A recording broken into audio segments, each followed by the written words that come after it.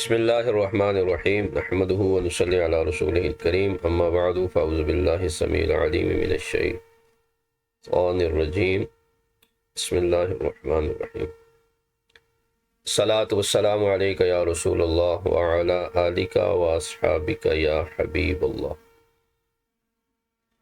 الصلاۃ والسلام علیک یا نبی اللہ وعلی آلک واصحابک یا نبی اللہ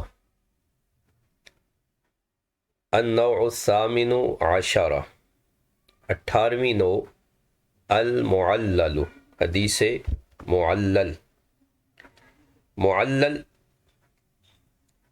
یہ ہے علت سے، اور علت کا معنی ہے مرض، بیماری، کمزوری وغیرہ۔ تو معلل کی تعریف یہ ہے کہ وہ حدیث جس میں کوئی ایسی پوشیدہ کمزوری پائی جائے جو ظاہری سلامتی کے باوجود حدیث کو ضعیف بنا دے، تو اس کو معلل کہا جاتا ہے۔ بظاہر سند ٹھیک ہے، متن بھی ٹھیک نظر آ رہا ہے، لیکن ماہرین کی نظر میں کوئی اس میں ایسی پوشیدہ کمزوری ہے جس کی وجہ سے بظاہر سلامتی کے ساتھ بھی، ظاہری سلامتی کے ساتھ بھی وہ متن یا وہ جو سند ہے وہ معلل قرار پائے گی، اور معلل حدیث ضعیف ہوتی ہے۔ تو ضعف حدیث میں ہم حدیث معلل پڑھ رہے ہیں۔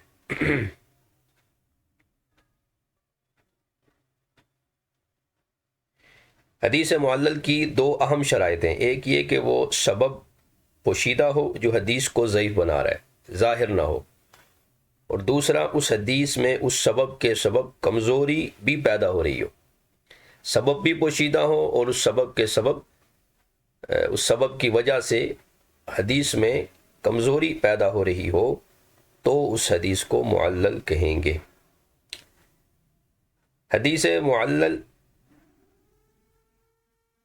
یا معلول کی وجہ سند میں انقطاع آنا، عدم سماع ہونا، اور کبھی متن کو متن میں شامل کرنا، یعنی ایک متن کو دوسرے متن میں شامل کر لینا، یہ وجہ بنتی ہے کہ وہ حدیث معلل ہو جاتی ہے۔ یعنی متن دو حدیثوں کا ہے، اس کو ملا کر ایک بنا دیا۔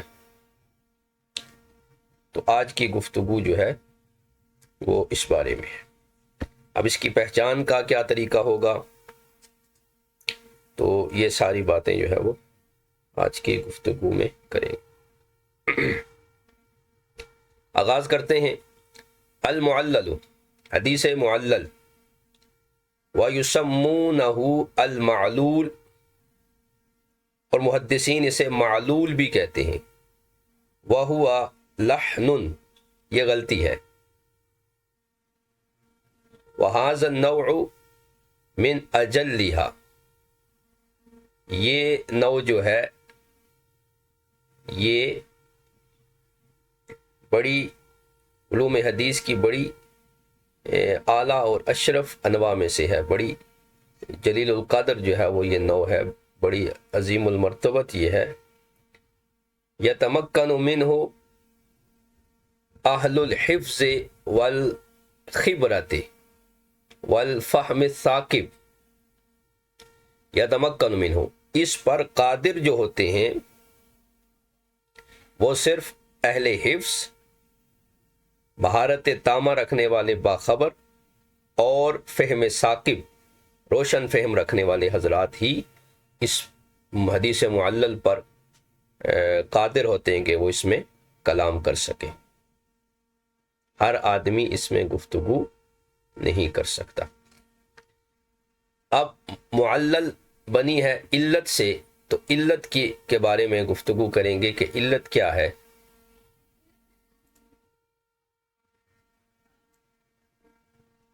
تو یہ علت کی تعریف ہے۔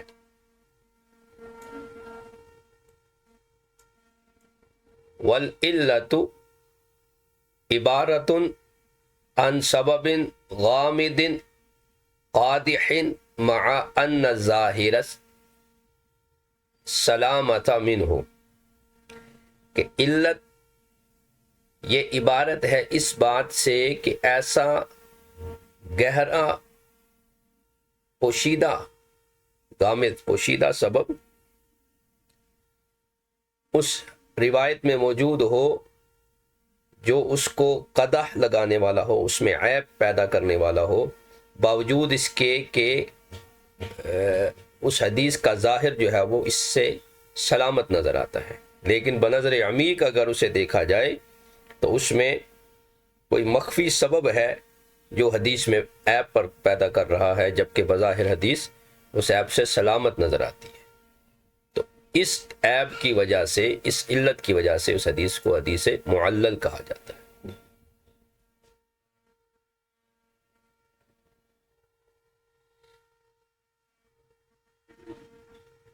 آگے فرماتے ہیں وَيَتَطَرَّقُ إِلَى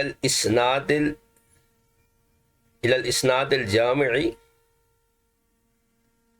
شروط الصحة ظاهرا وتدرك بتفرد الراوي وبمخالفة غيره له مع قرائن تنبه العارف على وهم بإرسال أو وقف أو دخول حديث في حديث أو غير ذلك۔ فرماتے ہیں کہ یہ جو عیب حدیث میں پایا جاتا ہے تو یہ علت جو ہے اس سند میں پائی جاتی ہے جو سند بظاہر اس عیب سے محفوظ ہوتی ہے،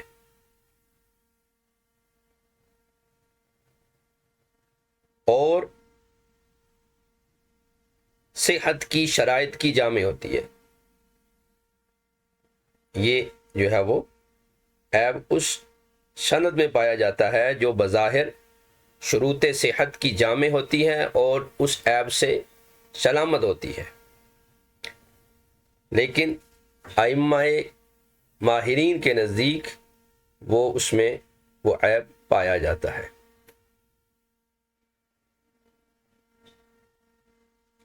اب اس کا ادراک کیسے ہوگا؟ فرماتے ہیں وَتُدْرَكُ بِتَفَرُّدِ الرَّاوِي، علت خفیہ کا ادراک راوی کے تفرد کے ساتھ ہوگا کہ اس الفاظ کو، اس سند کو، اس متن کو یہ راوی اکیلا ہی روایت کر رہا ہے، اس کے سوا اور کوئی اس کو روایت نہیں کر رہا۔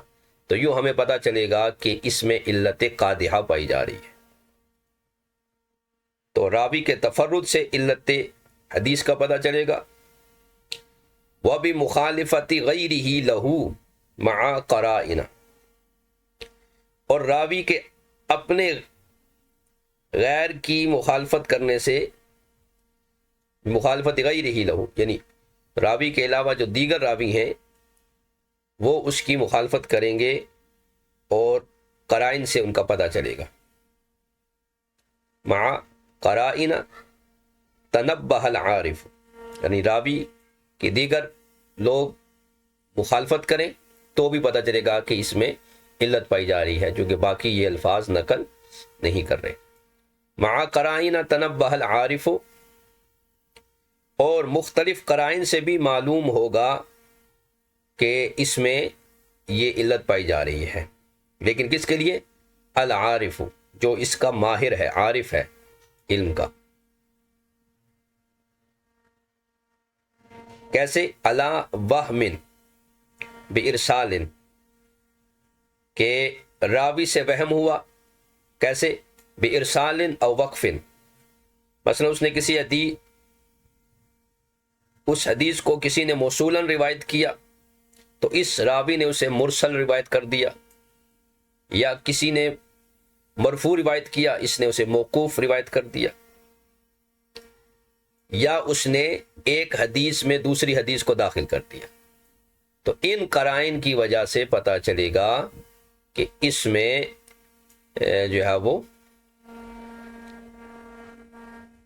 عیب پایا جا رہا ہے۔ تو گویا یہاں پر جو ہے وہ جو چیزیں ذکر کی ہیں جن کے ذریعے علت حدیث جانی جاتی ہے، اس میں سے نمبر 1 پر ہے راوی کا تفرد، کہ ان الفاظ کے ساتھ یا اس سند کے ساتھ راوی متفرد ہے، اکیلا ہے، کوئی اس کا متابع یا شاہد نہیں ہے۔ دوسری یہ ہے کہ اس راوی کے غیر جو ہیں دوسرے راوی وہ اس کی مخالفت کرتے ہیں۔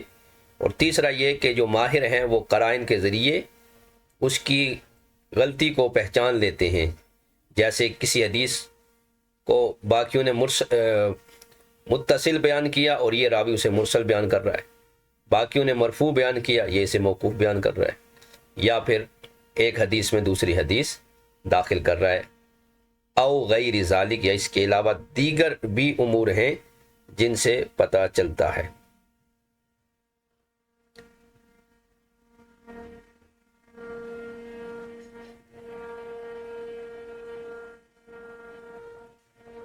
اب اس بارے میں اگر عارف جو ہے اسے ظن غالب ہے کہ یہ اس سے غلطی ہو رہی ہے، اس میں علت پائی جا رہی ہے، تو وہ اس حدیث پر ضعف کا حکم لگائے گا اور اس حدیث کو صحیح قرار نہیں دے گا، عدم صحت کا حکم لگائے گا۔ اور اگر اسے ظن غالب نہیں بلکہ محض تردد ہے تو اس بنا پر وہ علت کا حکم نہیں لگا سکتا۔ تو یہ ہے اس کے علت کو پہچاننے کے طریقے یا علت کو جاننے کی صورتیں: راوی کا تفرد،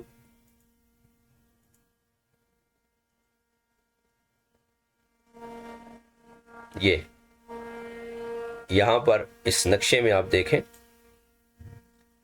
تو بات تھوڑی واضح ہو جائے گی۔ یہ حدیث معلل، تعریف، پہچان اور اثر، یہ تین چیزیں آج کی اس لیکچر میں ہوں گی۔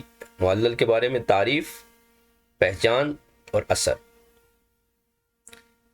تو طریقہ تحقیق کیا ہوگا جی کہ علت، اور علت کیا ہے؟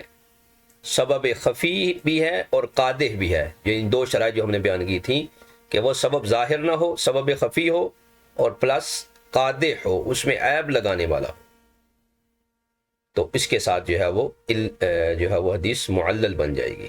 تو یہ تعریف بھی ہو گئی۔ اب پہچان کیسے ہے؟ تو پہچان کے لیے تفرد راوی ایک، مخالفت غیر دو، اور قرائن سے پتہ چلے کیا کہ ارسال کیا ہے یا اس نے وقف کیا ہے یا اس نے کوئی ادراج وغیرہ کیا ہے اپنی طرف سے، یعنی ایک حدیث کو دوسری میں ملا دیا، اس کو ادراج کہتے ہیں۔ تو یہ اس کی پہچان کا طریقہ ہو گیا۔ اب اس کے بعد اس سے آگے ذکر کریں گے وَالطَّرِيقُ إِلَى مَعْرِفَتِهِ، اس کی پہچاننے کا کیا طریقہ ہے، پہچان کا کیا طریقہ کار ہوگا۔ وَالْمَعْرِفَةُ إِلَى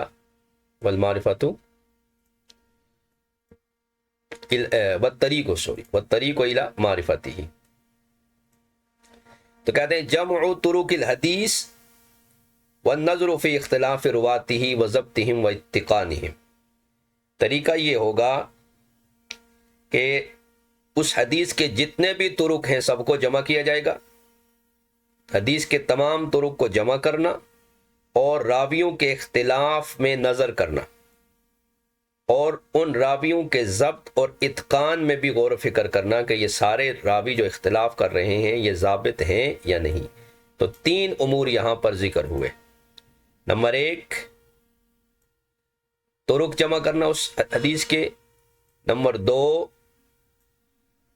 باقی دیگر راویوں نے جو اختلاف بیان کیا ہے اس روایت کا اس کو بیان کرنا، اور تین، ضبط ان کا چیک کرنا، اور نمبر چار پر ہے اتقان، یعنی ان کا اتقان چیک کرنا، تیقن چیک کرنا کہ وہ غلطی تو کرنے والے نہیں ہیں۔ تو اس کے ساتھ ہمیں پتہ چلے گا کہ اس حدیث میں علت پائی جا رہی ہے یا نہیں پائی جا رہی۔ تو یہ معرفت علل کا طریقہ ہے۔ اب یہاں پر نقشے میں دیکھیں تو سٹیپ 1 ہے جمع طرق، سٹیپ 2 تقابل روات، راویوں کو آپس میں تقابل کریں گے اور اختلاف دیکھیں گے ان میں کیا ہے، اور نمبر 3 کیا ہے، ضبط و اتقان۔ اور نمبر 4 پر ہوگی ترجیح۔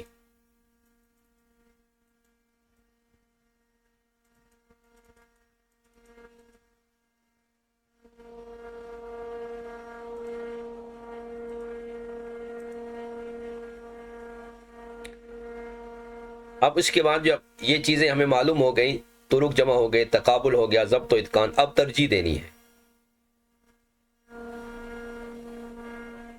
تو ترجیح ہم کس کو دیں گے؟ یہ ساری بات۔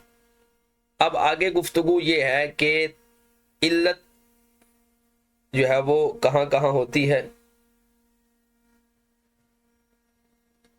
اور اس کا جو ہے وہ طریقہ کار کیا ہوگا۔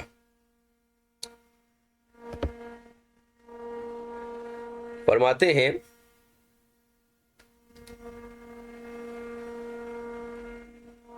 وَكَثُرَ التَّعْلِيلُ بِالْإِرْسَالِ، اکثر تعلیل جو ہے وہ ارسال کی وجہ سے ہوتی ہے، یعنی حدیث کو مرسل بیان کرنے کی وجہ سے ہوتی ہے۔ بِأَن يَكُونَ رَاوِيهِ أَقْوَى مِمَّنْ وَصَلَ، بہین طور کے ارسال کرنے والا راوی وصل کرنے والے راویوں سے کبھی ہوتا ہے۔ تو یہ علت جو ہے وہ اکثر جو ہے وہ ارسال کی وجہ سے ہوتی ہے۔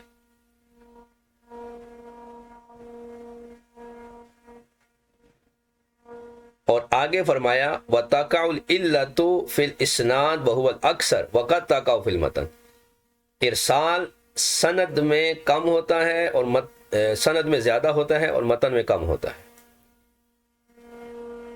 علت جو ہے وہ سند میں زیادہ ہوتی ہے اور متن میں کم ہوتی ہے۔ تو دونوں میں بھی ہو سکتی، دونوں میں ہوتی ہے، لیکن اکثر و بیشتر علت جو ہے وہ سند میں ہوتی ہے۔ اور اس کا کثیر استعمال یہ ہے کہ ارسال کرنا، کہ تعلیل اکثر جو ہے وہ مرسل کی وجہ سے ہو جاتی ہے۔ وما وقع فی الاسناد قد یقدح فیہ وفی المتن کالارسال والوقف۔ آگے فرماتے ہیں کہ کبھی کبھی متن میں بھی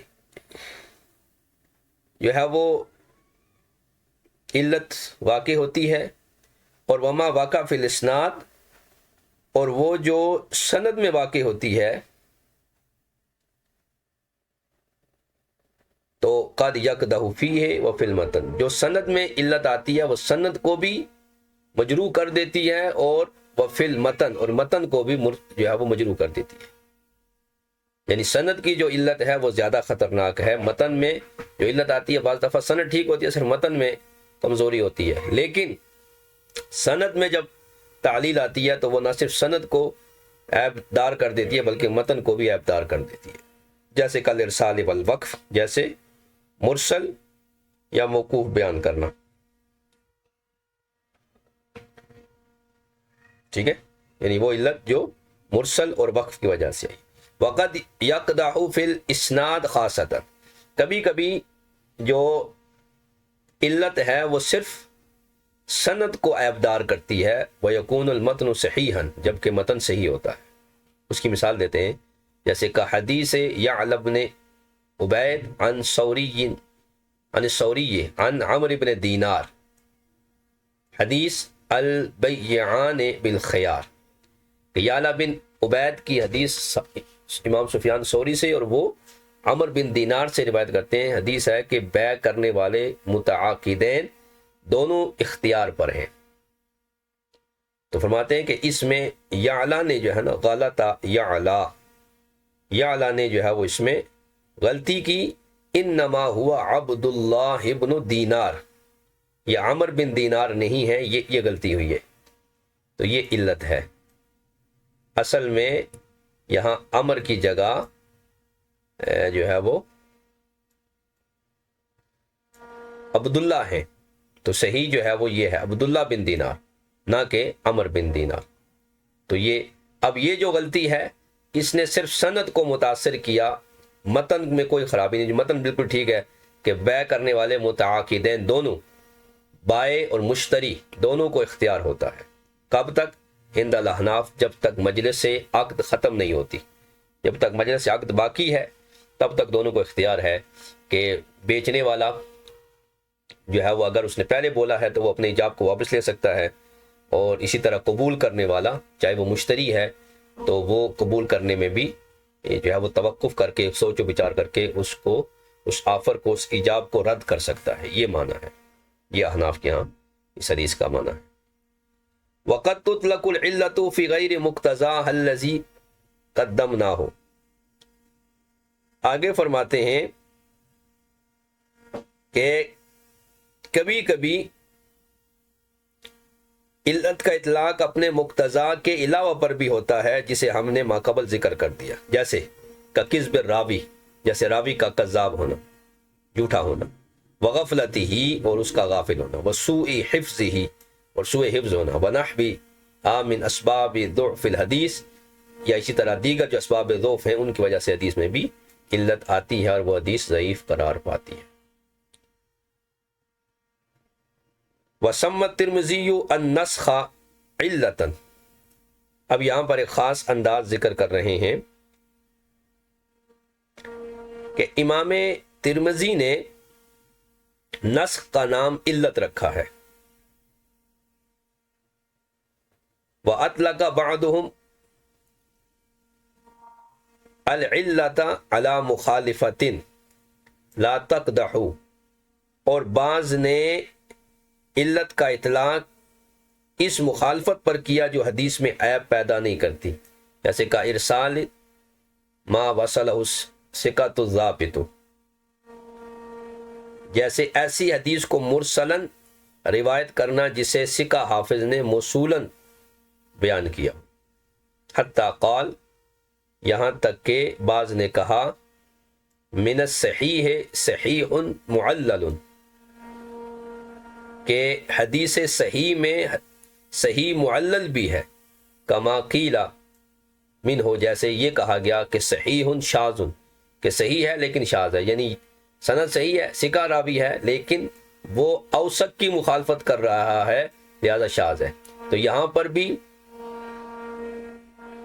جو ہے وہ مخالفت ہے، لیکن یہ مخالفت نقصان نہیں دیتی، جیسے مرسل بیان کرنا اس روایت کو جسے ثقہ راوی نے، ضابط راوی نے متصل بیان کیا، اس کو کوئی مرسل بیان کر دے تو یہ معلل ہو جائے گی، لیکن صحیح ہی رہے گی، صحیح معلل۔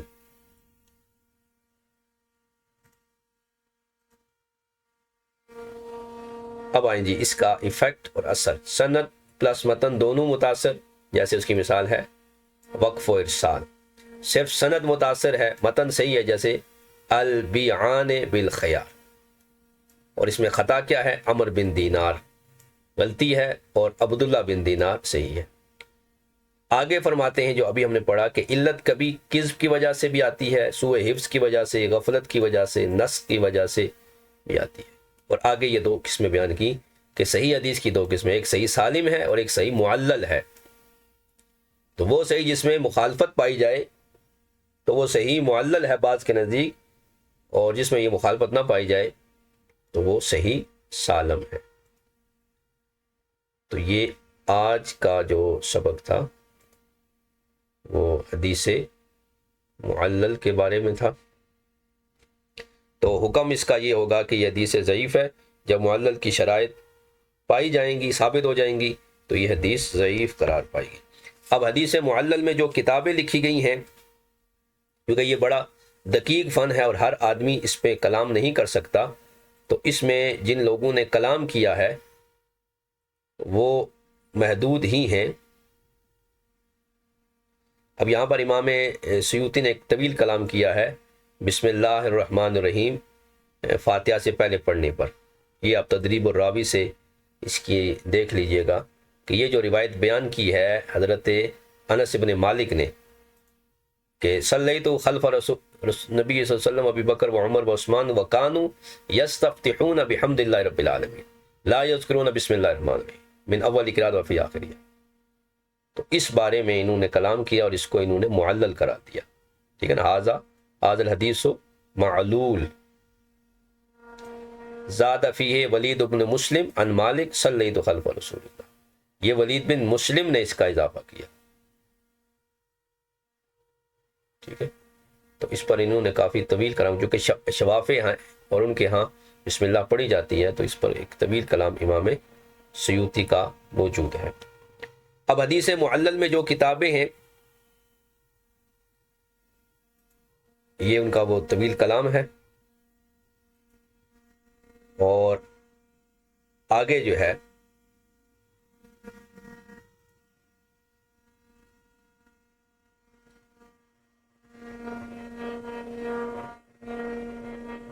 اب صحیح معلل کی ایک مثال بیان کی. حدیث مالک للمملوک طعامہ. ٹھیک ہے. تو یہ حدیث معلل ہے چونکہ معدل میں یہ گزر چکی ہے.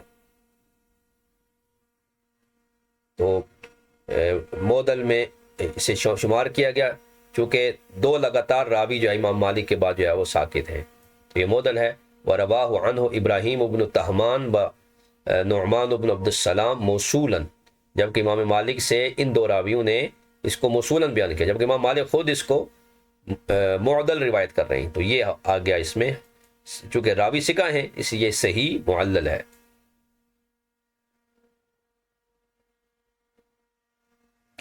اب فرماتے ہیں کہ فائدہ اس میں جو اجل کتاب ہے، قال البلقینی اجل کتاب صنف فی العلل کتاب ابن المدینی و ابن ابی حاتم والخلال. یہ تین کتابیں اس میں کتاب علل میں، علل الحدیث میں عظیم الشان کتابیں ہیں، اور ان تینوں کو وَأَجْمَعُوهَا کتاب دار قطنی، امام دار قطنی نے جو ہے وہ ان کو جمع کیا، اور اب جو ہے وہ علل دار قطنی جو ہے وہ گویا ان تمام کتابوں کی جامع ہے. آگے فرماتے ہیں قلت، میں کہتا ہوں، قد صنف شیخ الاسلام فیہ، شیخ الاسلام سے مراد امام ابن حجر عسقلانی، کہ انہوں نے اس فن میں کتاب تصنیف کی ہے اور اس کا نام رکھا الزہر المطلول فی خبر المعلول. تو یہ امام جو ہے وہ ابن حجر عسقلانی کی یہ کتاب ہے جو انہوں نے علل الحدیث میں جو ہے وہ لکھی ہے.